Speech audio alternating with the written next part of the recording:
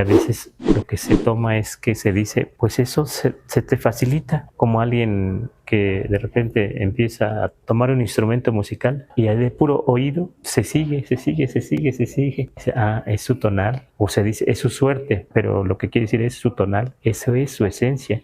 Eso es su tonal y puede hacerlo, y el otro no. Entonces sí tiene que ver con destino, esa esencia que nos toca, ese regalo o Wentli, como decimos también, porque saber del tonal, eso también se llama Wentli, que quiere decir como una ofrenda de la naturaleza. La naturaleza nos da una ofrenda, pero ya cuando llegan los españoles, Wentli equivale a limosna, aunque Wentli también es ofrenda.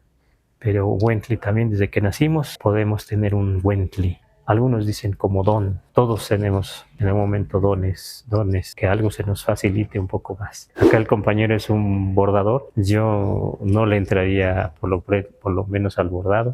Acá el compañero es músico. Yo me compré como 3 guitarras, nunca aprendí.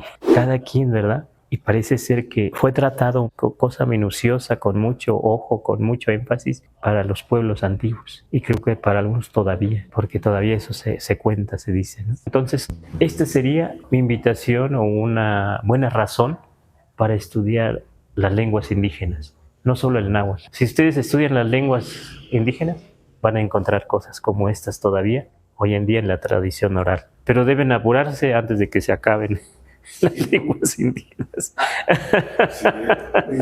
Pero también en los documentos que van a leer también aparecen cosas así. Pero si encontramos en los documentos y si encontramos en la tradición oral y encontramos que coincide, eso es muy valioso, decía el doctor León Portilla y otros. Es muy, muy bonito.